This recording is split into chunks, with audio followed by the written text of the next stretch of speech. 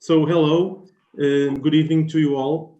It's a pleasure to be moderating this session. My name is Luís Patrão, a co-founder of Appeal. And so welcome to this webinar about digital transformation in medical education. These webinars are organized by Appeal and are co-hosted by our partners, EfficienC Médica, Associação Nacional dos Médicos de Saúde Pública, and Associação Portuguesa de Médicos de Medicina Geral e Familiar. And thank you for your support previously. This webinar is also co-organized by the Faculty of Health Science of the University of Beira Interior, and thus I would like to thank Professor Miguel Castelo Branco, the Dean of the Faculty of Health Science, for this support. Under and postgraduate medical education resists to the full acceptance of digital tools, as you know. The formal use of self-paced online courses, webinars, and video tutorials is still rare. Teachers keep repeating themselves over and over and years after years, and students probably are not taking advantage of a broader number of methodologies, just to name some of the problems that still exist. To discuss this subject, we have gathered a pool of leading experts in the area, who I will now present and thank for their time and obviously for their empathy. It's a privilege to know you all and to have already worked previously with you. Thank you. So I will present first David Riley.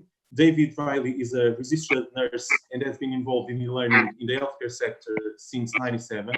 He was director of e-learning for the Avanti Foundation, Andalusian Health Ministry in Spain, from 2003 to 2006, moving on to the role of head of European Union relations for the same foundation, managing several European projects related to the use of new technologies for training.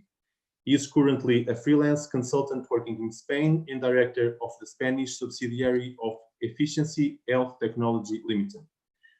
Henrique Martins is a professor at medical school and business school, teaching and researching in digital health, leadership and management education for medical students and also for health professionals. He is the past president of SPSim, the Portuguese digital health agency, where he led national e-health efforts for close to 7 years.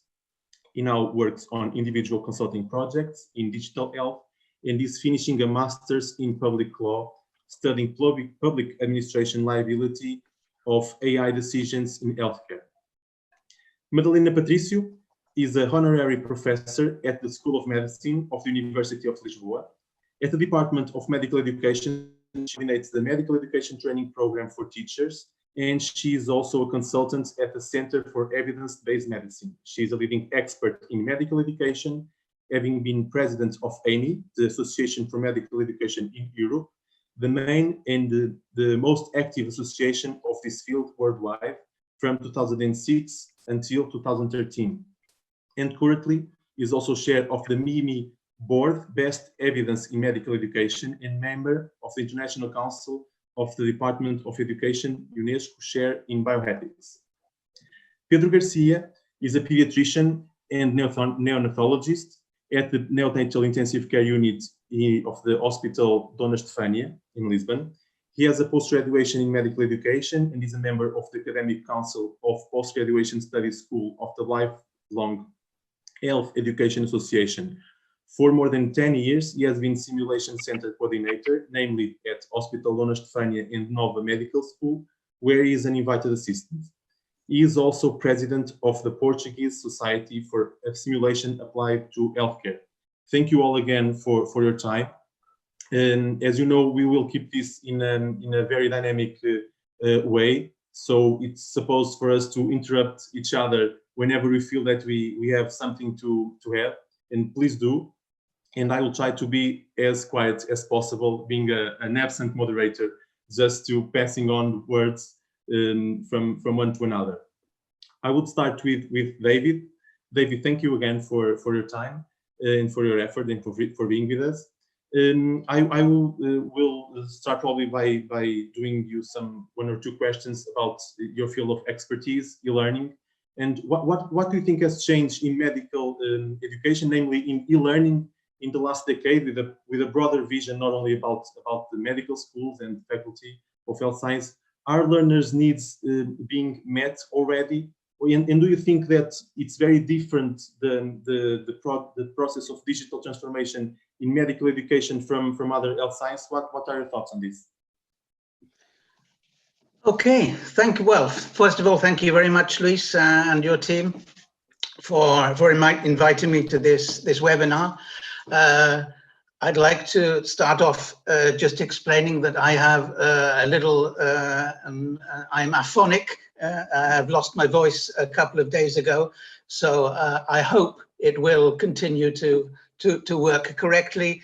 If my voice starts to sound strange, do not adjust your audio settings on your computer. It will be me, okay? Just a quick point. Personally, I do not consider myself an expert on anything, but I have formed some strong opinions over the last 35 years on the subject of training, e-learning, and medical education. And I'm very happy to be here tonight to share them with you in the hope of provoking discussion on the subject. Please, everybody, feel free to disagree with me. To paraphrase Oscar Wilde, I am no longer so young that I think I know everything. But I'd like to think I am now old enough to know how little I do know, and I look forward to learning from everybody participating in this webinar. To move on to the first question, what has changed in the last decade? Learning, yeah. Yeah, okay.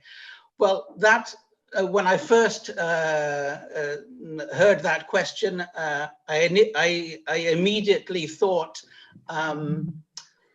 what has changed in the last 2,500 years since Hippocrates, who apparently was born in 460 BC and now and died, some say at 100 years old and some say at 80. But anyway, Hippocrates being the supposed father of medicine, it occurred to me that the basic learning philosophy in his time was the master-apprentice model.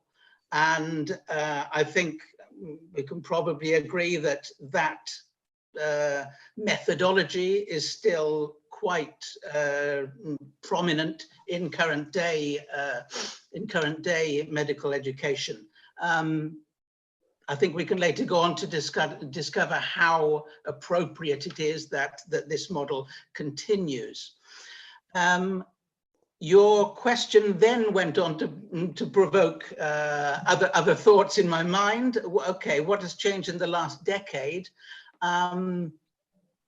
My initial reply to that was nothing. Then I thought, okay, I remembered I had actually written a small article, a chapter in a book that was published in 2001 and based on my experiences in e-learning from 1999 to 2001.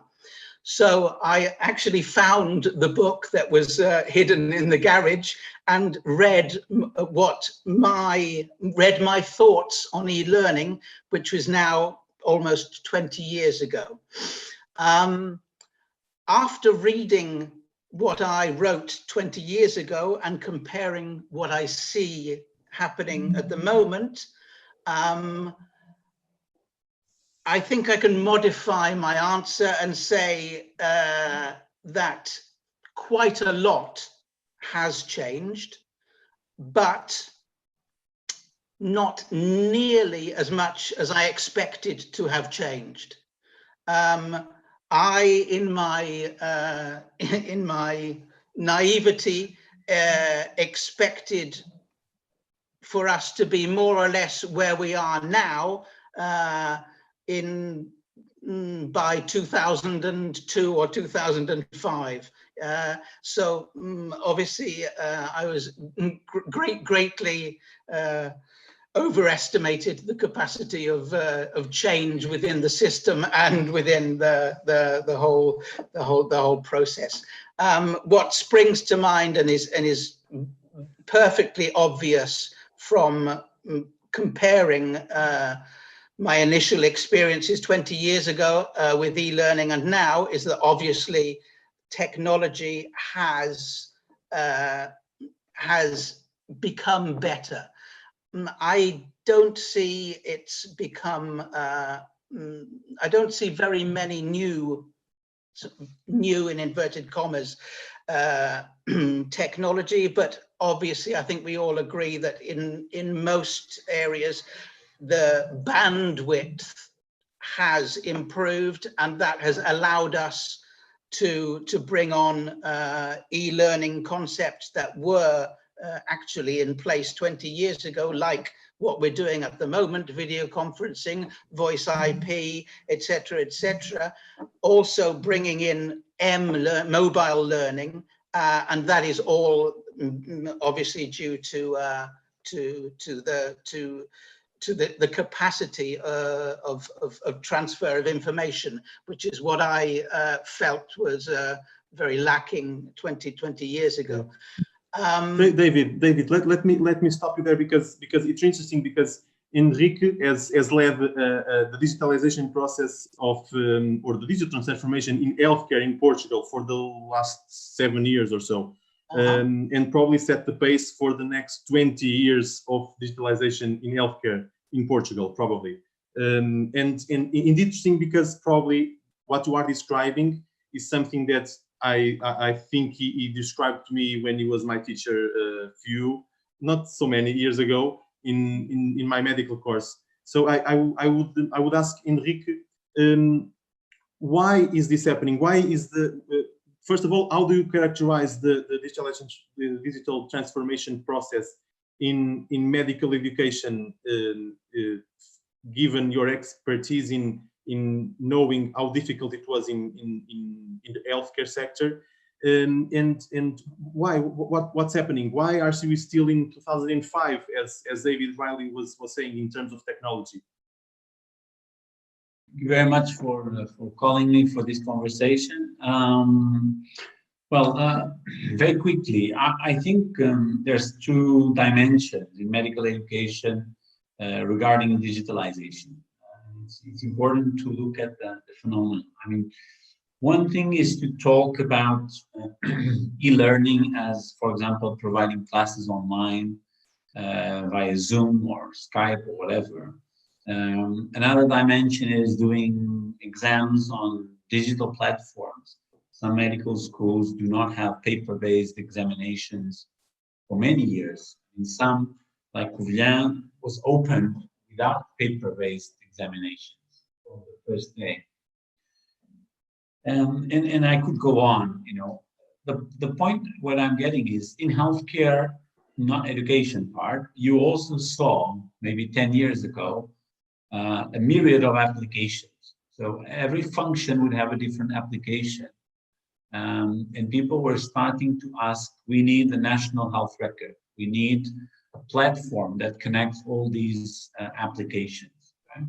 And I think that is what I see as lacking in medical education. So we have platforms like Moodle and others trying to do a little bit of integration, but we are not in the integration stage. So on that we're not there. Then the second dimension is whether these tools are actually compulsory or they are optional. And I think that is a big difference. Going back again with the example, as you asked me, from healthcare, the big difference between optional electronic prescription to compulsory electronic prescription is that you have to have the technical capacity, of course, but at some point in time you have to make a decision that the new normal is electronic prescription. And then you deal with the exceptions, and slowly you get rid of the exceptional cases, the exceptional people, the exceptional patients. In this case, the same would be true, the exceptional professors, the exceptional classes, and the exceptional students.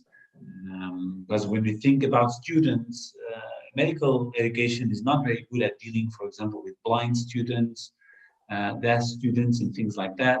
And it's a big issue.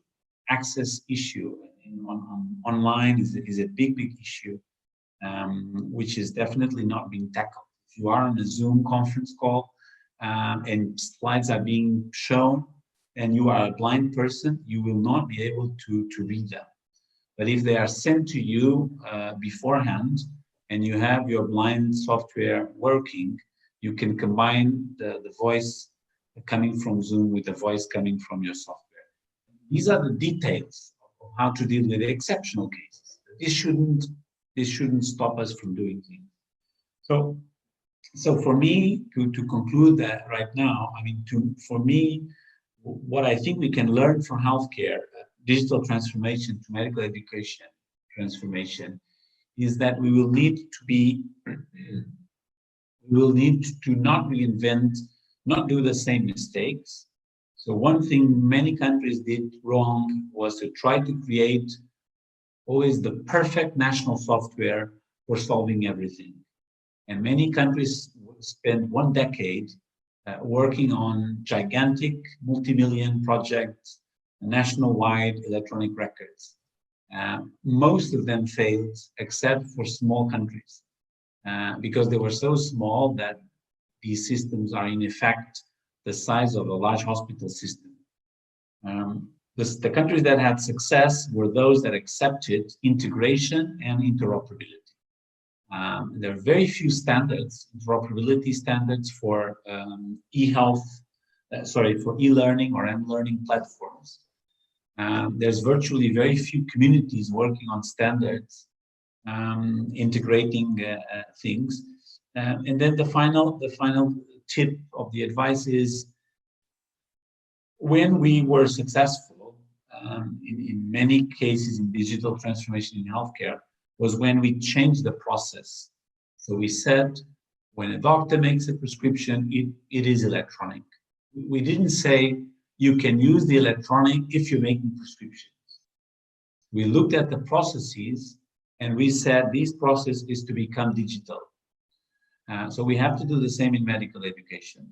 I remember when I was doing my PhD many years ago, looking at mobile computers.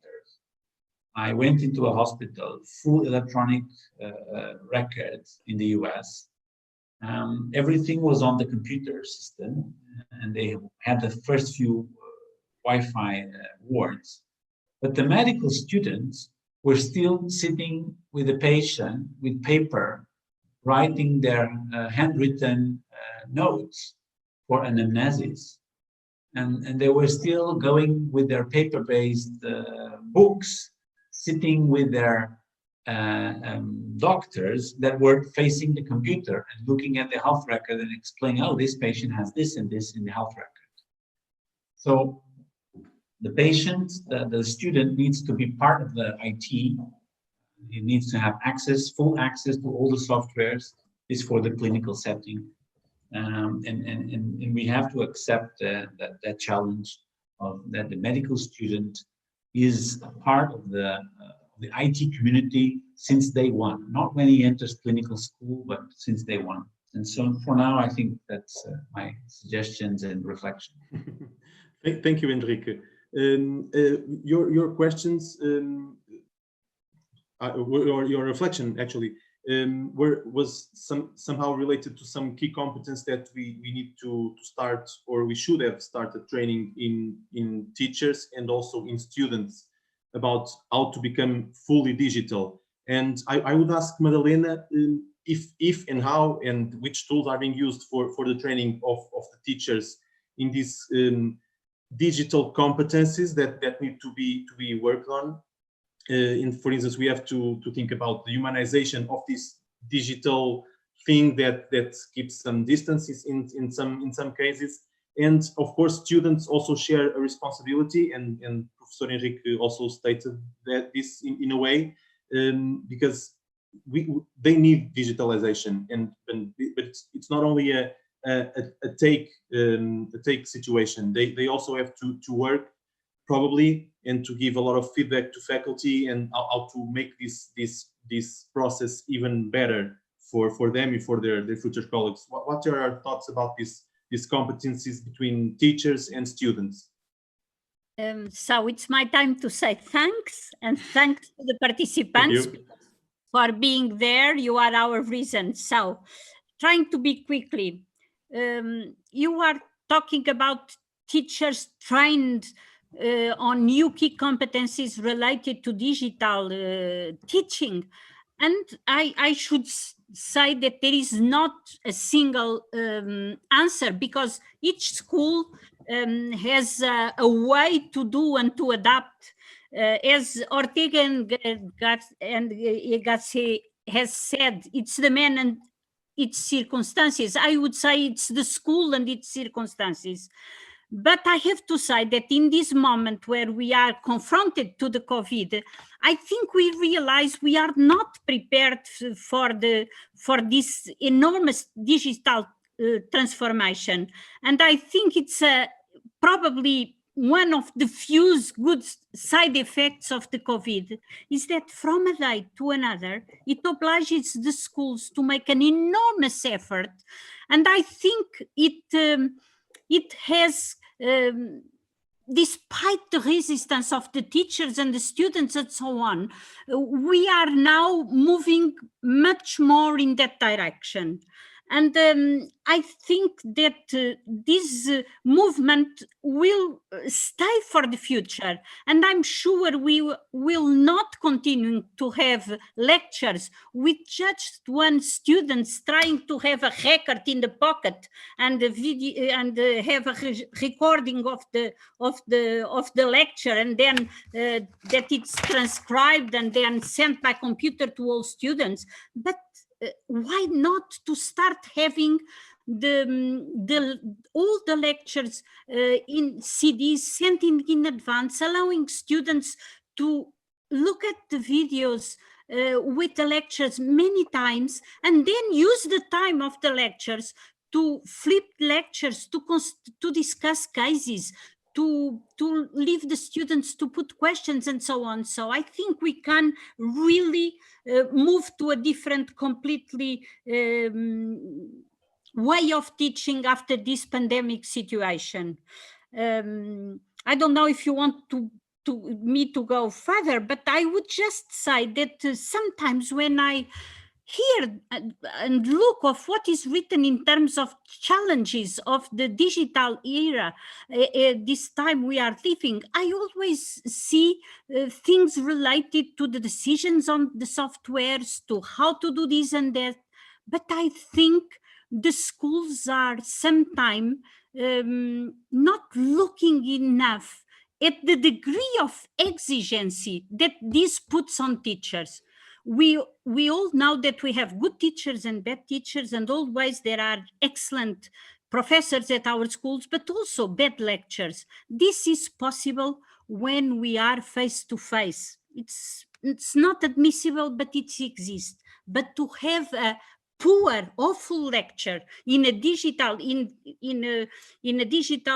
way, it's impossible. So I think we cannot say that competence is only in e-learning aspects, but we need to know how to structure a lecture, how to make good slides and so on. And also, we need to think on this digital teaching, considering the dimensions always we have in our face-to-face teaching, like humanization, ethics, critical teaching, excellence, and so on.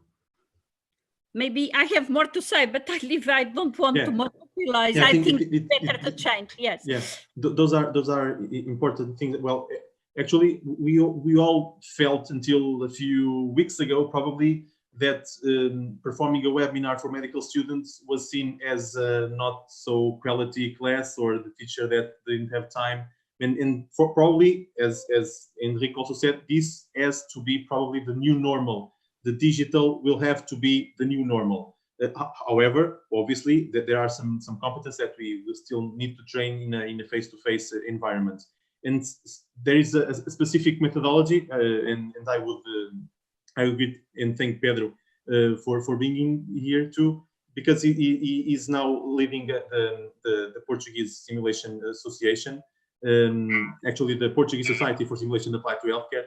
And of course, there are some simulation that you can do with software, and simulation that we have to when you have to be, in which you have to be present to train some competencies. What do you feel is the role of simulation in this digital transformation of medical education, and how, and to what extent do medical schools can be more digital and less physical? Mm-hmm. So first of all, good evening to everyone that is in the panel and for everyone who's watching. I'm still ending my pediatrician consult today. So I hope you are listening to me well, because I'm just in the phone, not with earbuds, but it's okay. So simulation, of course, has a growing role in medical education, as you know. I think simulation, like most of the colleagues said about the other issues, has some dimensions that we can translate in the digital area. Of course, we can do simulation by software.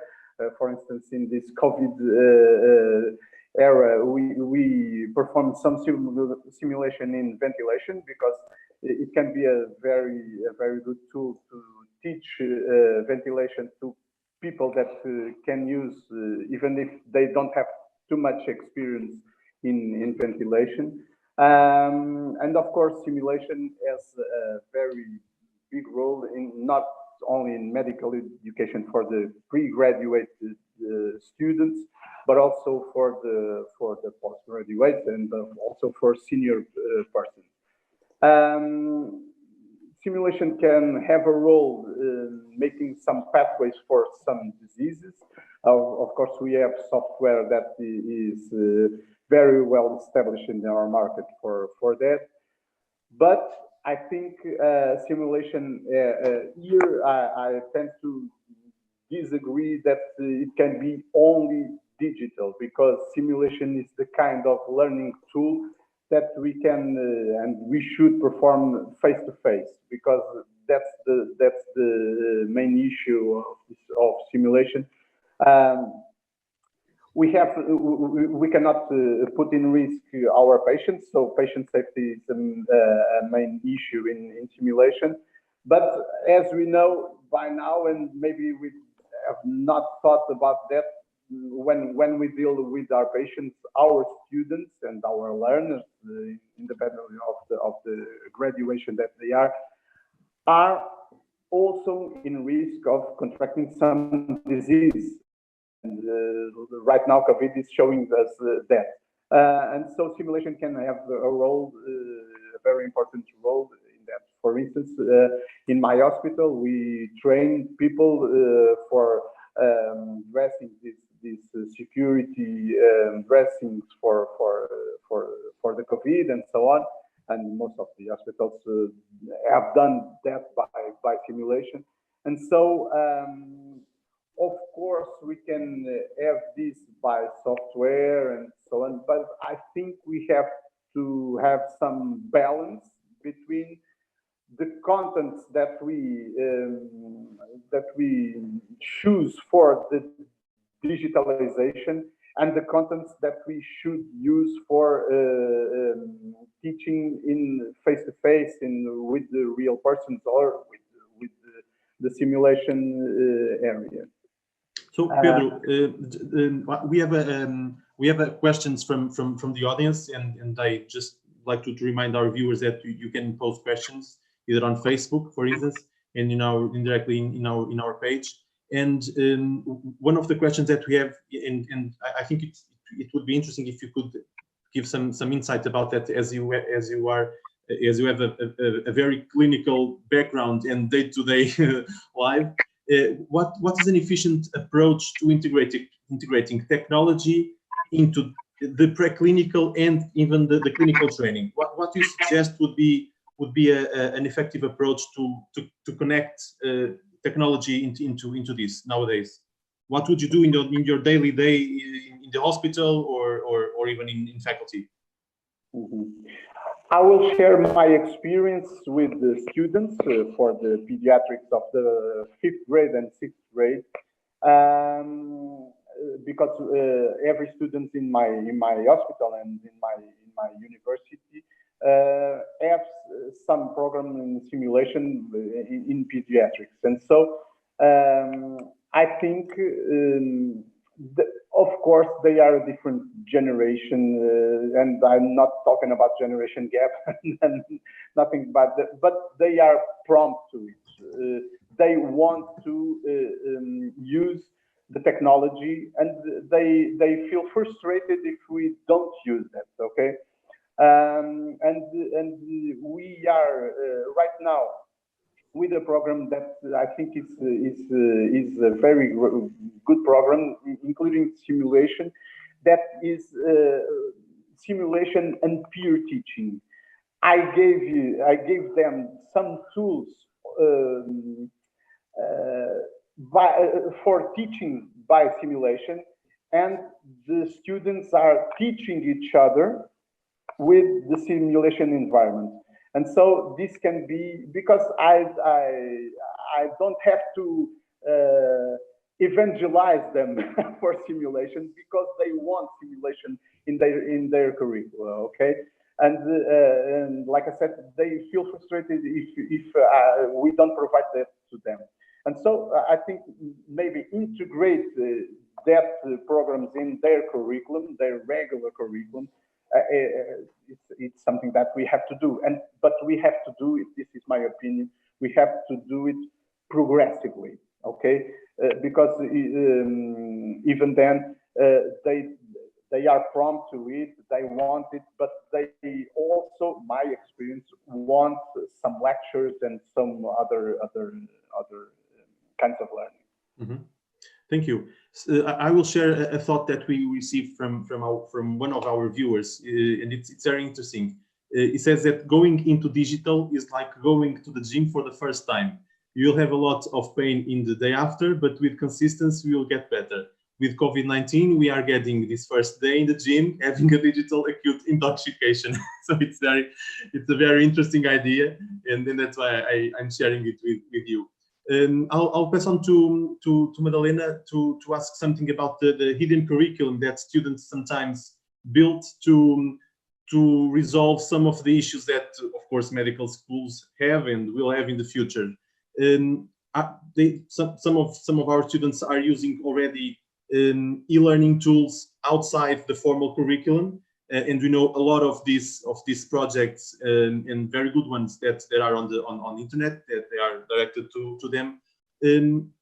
Should we, as medical schools, should we integrate these e-learning tools that are hidden from the formal curriculum into the formal curriculum? And how, if yes, how and how can we deal with this?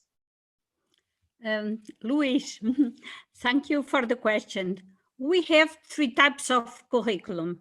The curriculum in paper is what is decided by the faculty, available at websites and all in terms of contents and methods and assessment and so on. We have then the curriculum in action, that it's what is happening in all classes, in all years, and so on. And we have, as you said, the hidden curriculum, that by definition is what we cannot control, is what we cannot implement, it's what we really don't know.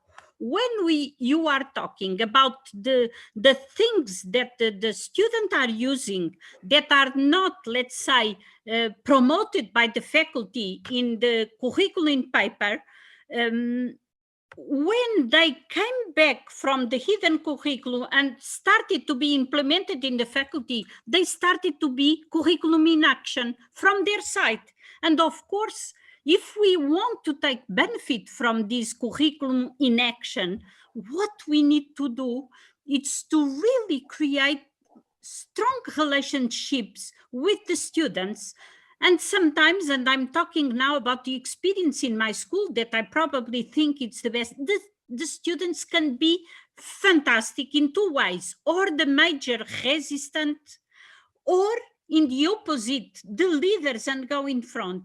And the experience we have at the Faculty of Medicine with the group that it's at the Pedagogical Council, and also the group that it's in the pedagogical unit within the Students' Association, they are excellent. So if we stay connected as a faculty with them, it's very, very easy to bring their initiatives to implement things they already have and so on.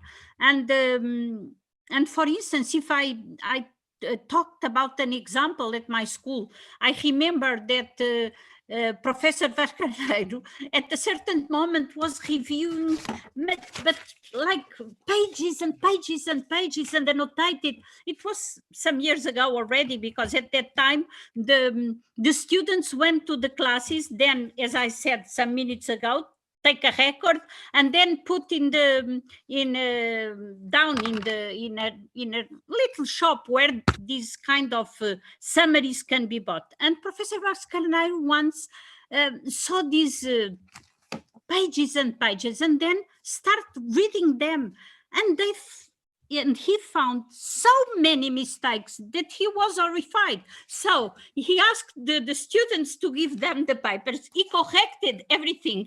It was like if it started to be a book made by him, and it went down again. So it shows that something the students are using, but it depends on the creativity of the teachers and how the teachers also engage with students and can use their things and make them also as part of the curriculum, because otherwise, if they are really, really hidden curriculum, we cannot.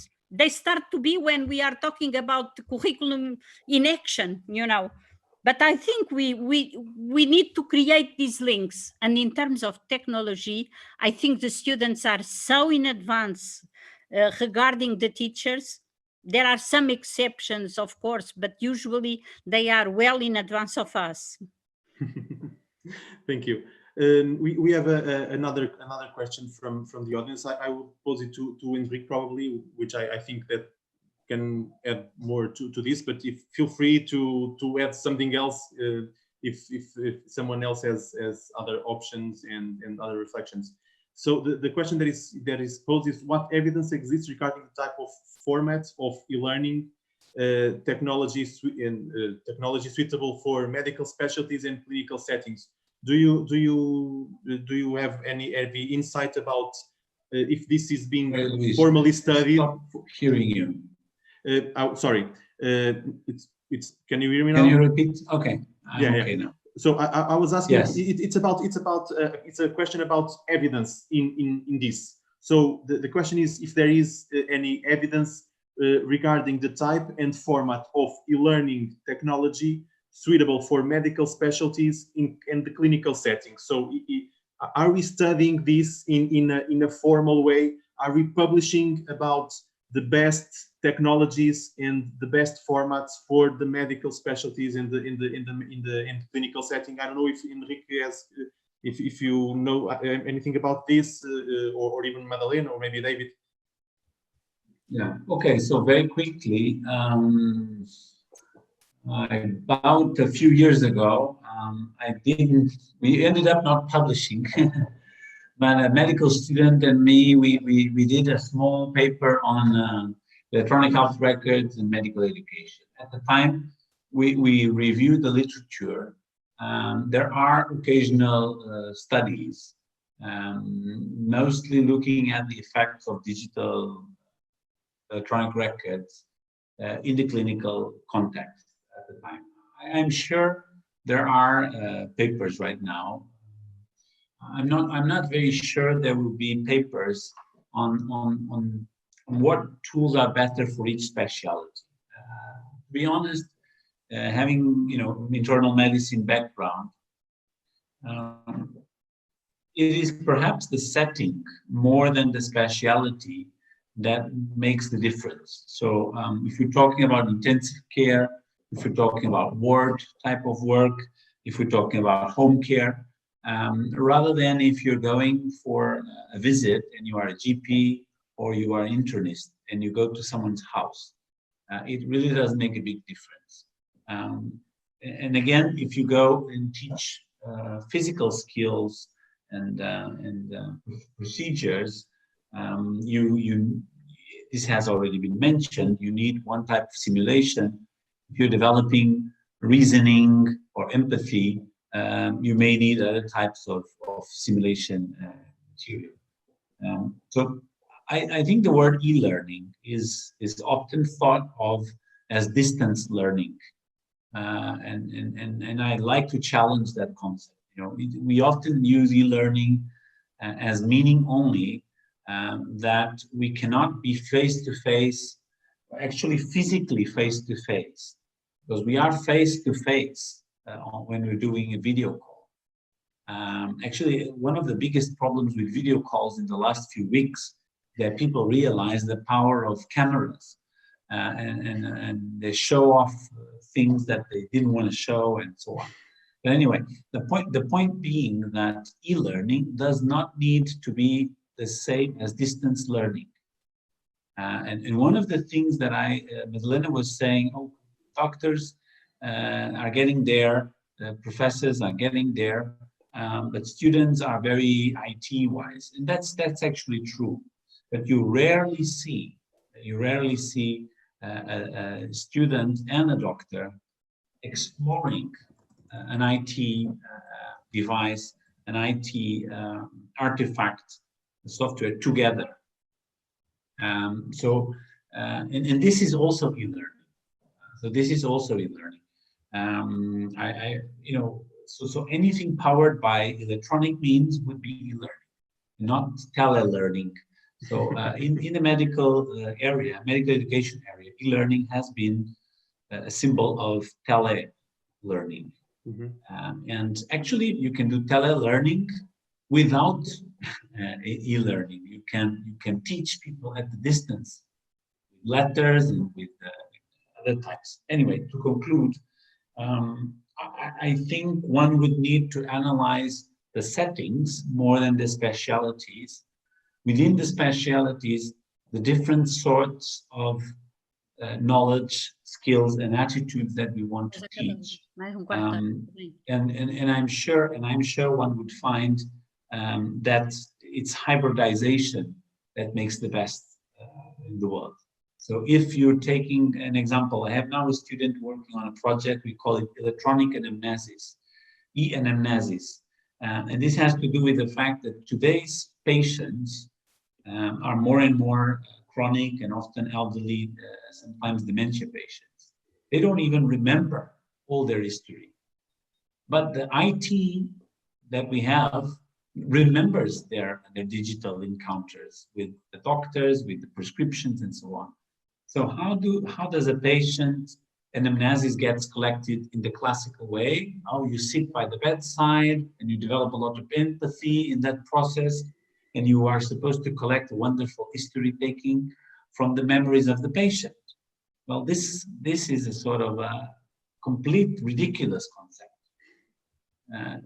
Because if you're aged more than 70, you're more likely to have forgotten relevant parts of your medical history that today are in the digital world. So it is blended learning, blended anamnesis in this case, that will make the best benefit for the patient. The problem is, what do you do first? And we often see medical students going directly to the computer and not directly to the patient. As we see sometimes kids going directly to computer games and not to their friends when they go to a party.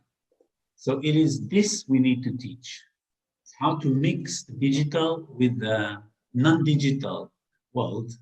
And I think studies on that nature are very, very rare, because most of the studies are either trying to show digital is super cool, It is wonderful. They are often sponsored by companies, large companies. Like when Microsoft wanted to push a lot of their platforms, they sponsored a lot of projects. Or they are sponsored by the reverse, which is no digital here. I will prove that, you know, old, good, traditional history taking is what we need to teach. So very few people want to show that the medium is the correct point, which is so obvious. Madalena, you have your hand raised? No, I completely agree with Henrique. I think he said exactly what needs to be said, because there is, in education, there is never a single method or a single technique that can answer to all circumstances, to all the purpose. It depends on the aims and objectives, and this is true for e-learning. It's what I wanted to say, but it's true also for face-to-face teaching. You know, we need to know, and depending of what you want and your circumstances, then you should take the best technique, the best practice on this, on that, on.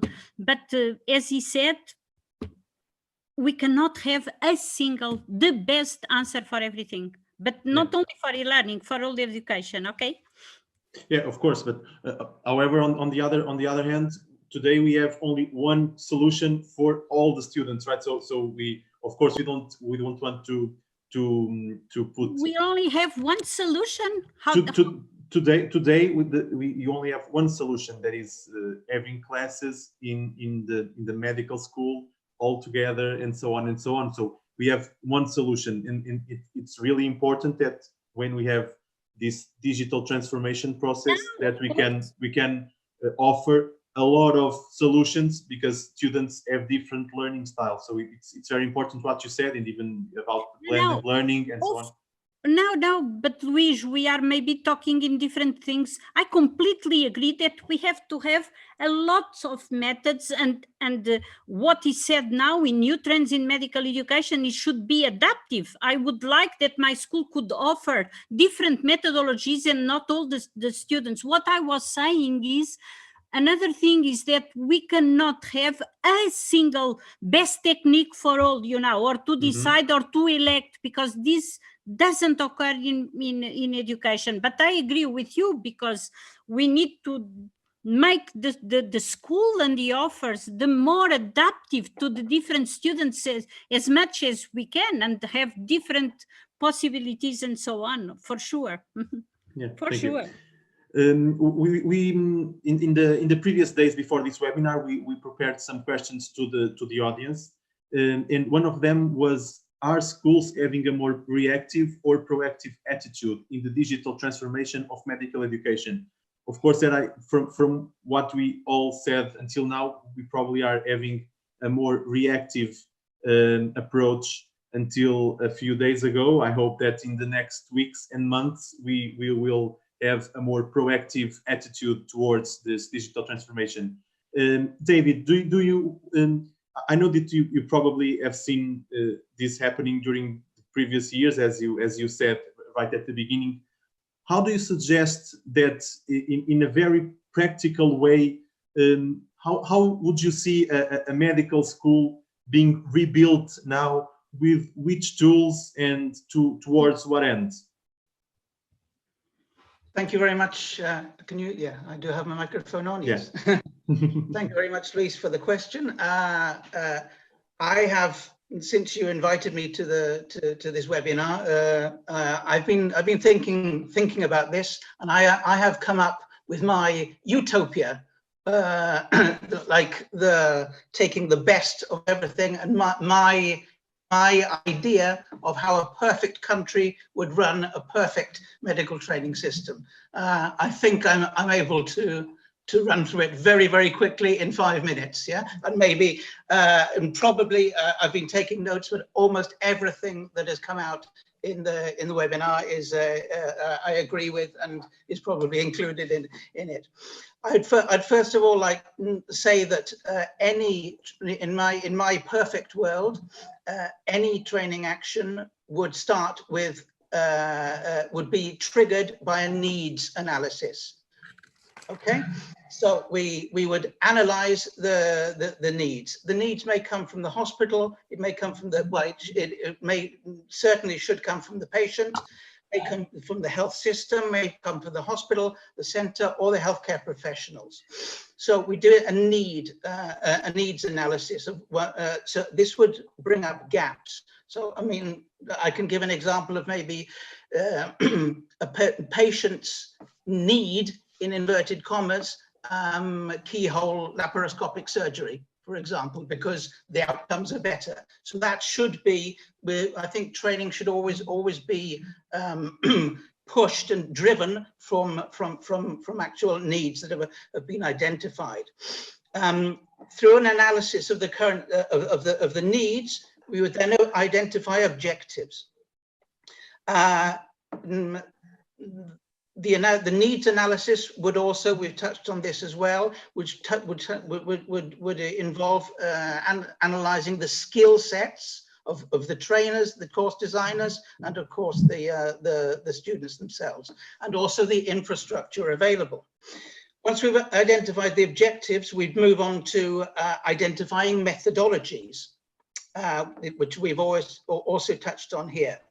In my perfect utopia, I imagine that there would be a full methodology toolbox, full of tools. By tools, I mean anything from a standard lecture in an amphitheater to 100 students, to watch, assist, try, help, do, the standard teacher and apprentice format, mentoring, coaching, face-to-face, online, synchronous, asynchronous, e-learning, alone, guided study, e-learning, synchronous study with video by either individual or group, asynchronous e-learning, forums, peer production. We've also mentioned, very important, simulation methodologies. Simulations would be part of this toolbox, from very basic simulations such as actors as simulated patients for training the doctor-patient skills, online simulation, basic simulators, let's say, for example, a basic laparoscopic simulator where you're just basically moving the implements in a perspex box. Moving on to complex simulation, of course, advanced electronic simulators, endoscopy simulators, mannequin simulators, both simple and complex, right up to full-scale simulation scenarios and circuits where students would go around through all of these different tools. With this simulation, with this methodology toolbox, the instructional designer or the course designer would then choose the most effective tools from this box, taking into account all the factors recorded in the initial analysis. And by this, I mean taking into account the resources available. I mean, you cannot train with a £1 million euro simulator if you don't have one. So you need to choose the tools to use based on what the resources or skills in the system, in the hospital, but also in the trainers and the students. And here especially it would be, I'd say was important, analyzing the skill set of the teachers, which I think is very important. Are the teachers actually comfortable with all of these technologies, or some of them? Maybe they need to be upskilled, and certainly the student skill set is also important. The learning style of the students. We all know that students have, each individual student will have their own learning style. They could be visual, but it could be more auditory based or kinesthetic. So in my perfect world, we would take all these tools, we'd analyze the needs, and we'd actually design a course which obviously would naturally come out to be a blended learning situation, using the tools, the adequate tools, bearing in mind all the different initial analysis. On top of this, in the perfect situation, and just to finish, on top of everything we've described here, I would put an overarching impartial quality system to certify and accredit. Yeah. On 3 levels, both on the first levels, quality certifying and accrediting learners from undergraduate level right through to lifelong learning, ongoing learning and continuous learning. The quality system would also accredit and certify the courses themselves. Are they appropriately designed, etc.? And the centers, which would be the 3rd tier, where that actually give the courses. And this quality system should also audit continuously and feedback into both to the learners, the courses, and the centers for a continuous improvement. That's my concept of a perfect system. Henrique, you are a very utopian guy. What do you think about this? Well, if we had more time, I would challenge quite a number of things here. But to try to wrap up and in a way to connect, you mentioned the hidden curriculum.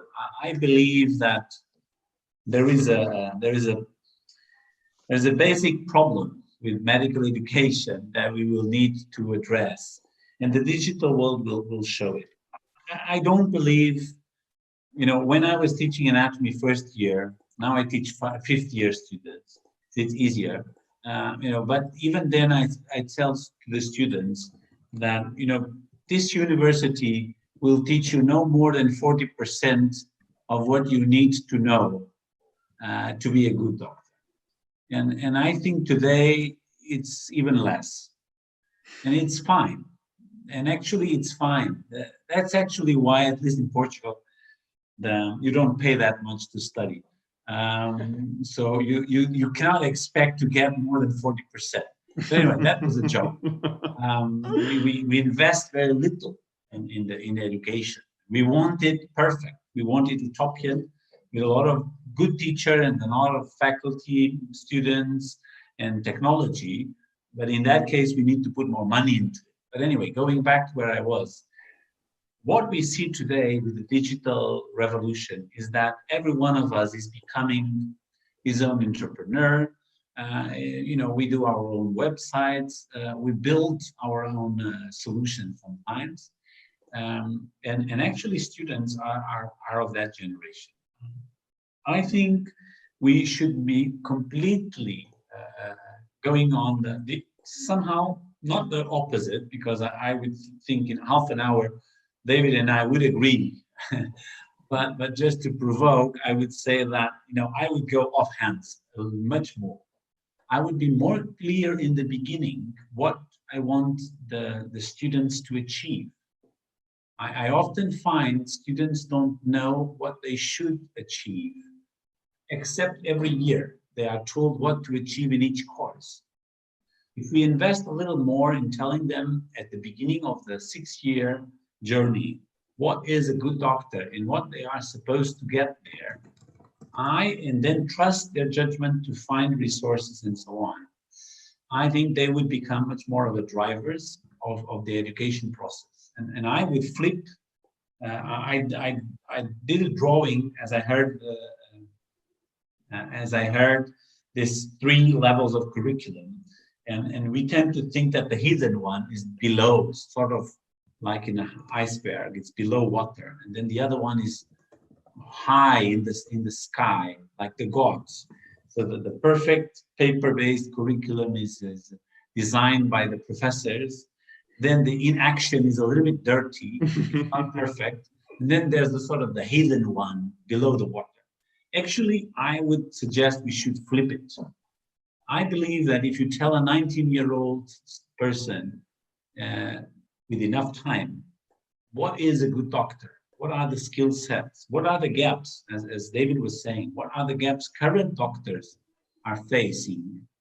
and then let them find the path. So I would go in a much less structured way. I think the digital world allows that blending of different lessons. I see no reason why you can't do an exam for third year in the second year if you feel like it and you think you know the subject matter. But it's impossible today. It's impossible to do a third year exam if you're in the second year. Why? It's like not allowing someone to design a website just because they're not IT technicians. You know, we have to really start thinking in a different world, not just in a digitalized world. Do not digitalize the old world, but believe that the digital world is a new world. And that's the key. I think that's the key thing. Thank you. I think we can finish within 8 minutes. So let's push it this a little bit further. I will ask now Pedro a question, and then I will close with a final questions that you can all give some insights. Pedro, we have talked about simulation and that this digital is not tele transformation, but this problem that we are living today about the social distancing and the need to be less physically connected, it might be an issue for simulation within the next months, mainly when we talk about advanced simulation and high fidelity simulation. How do you think this can be solved in a more or less good way, in order not to lose these competencies that were being trained until now? The mic is off, Pedro. Sorry. Okay. I think it's a matter of how are we using simulation. Of course, if you are using simulation with only high fidelity and only for task training purposes, of course, right now it's very difficult to use, and the people are focused on clinical issues and so on. I am struggling with it right now. Okay, but some clinical decision software that can help, and most of the programmers are starting to do it right now, to make clinical pathways and clinical decision pathways to not only for students but also for senior persons in this situation. I think it's a good help right now, and talking about being tele, I think one of the most successful programs in simulation was the program Helping Babies Breathe. I don't know if you know it. Some of the simulation programs that were made for low-income countries were at distance, because right now internet more or less are spread around the world, and we can make very good content to make simulations worldwide and at distance. So it's very useful. Yeah. Thank you. So I will now thank you all for accepting our invitation, and I will end with asking for a comment on this. Usually we end a debriefing in simulation sessions asking our participants what will they change tomorrow in their clinical practice, and I ask you, maybe we will start with Madalena, then David, then Henrique, and then Pedro. What will you do tomorrow to turn medical education more digital? What's the key measure that you will take tomorrow when you get to the medical school or to a BME conference to try to transform this to be more digital? Who should start? You, Madalena, please. Ladies first. Yes. Well, it's good for one side. And okay, so if I think I would plan and attack for several ways, because I think the main problems are the resistance of teachers. And we have been forced and we try, but it's true. We are not competent. We don't like to be exposed, because giving a class in a lecture is easier, but when it stays there available for everyone, it's more difficult. So trying to think how I can persuade them, but also helping them. Then students' resistance. Oh, sometimes it's better in an amphitheater, at the same, when it's online, it's difficult and so on. But I would try to make them feel responsible, and they cannot be treated as students no more. And from day one, they should be treated as future medical doctors. So I would try to change them. Then also maybe the boards of the school should also be approached, because we need leadership in this. If there are no leadership, we don't go further.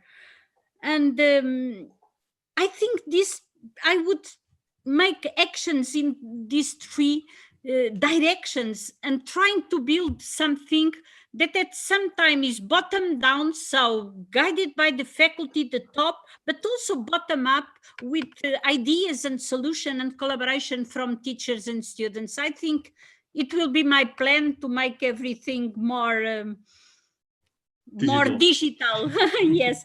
And also having always in mind that doing so, we need to see that if we have equal access and the ethical aspects. But I think in medicine, we have no great problems in terms of access to a computer and access to internet, that unfortunately in many, many other areas could be a problem. But I think it would be my strategy. Thank you, Madalena. To give this with passion, because it solves a lot. So I pass on to David. David, what will we do tomorrow to turn medical education more digital? Okay, well, first of all, I'd like to say I totally agree with Madalena and the comments that Henrique made. I would say think before you educate. I would say the rule should be always ask yourself the question, why am I deciding to train face-to-face? And the mindset should be default digital learning. So if you're going to bring a student, a trainee medical student or whatever, into a face-to-face situation, then justify it. Why are you moving people around? Yeah, can you do it with digital technologies? And then after that, well, check your toolbox. Are you able to? Do you have the skill sets, and do the students have the skill sets to work with the digital technologies? And totally agree with Henrique, involve the students, involve the trainees. They will probably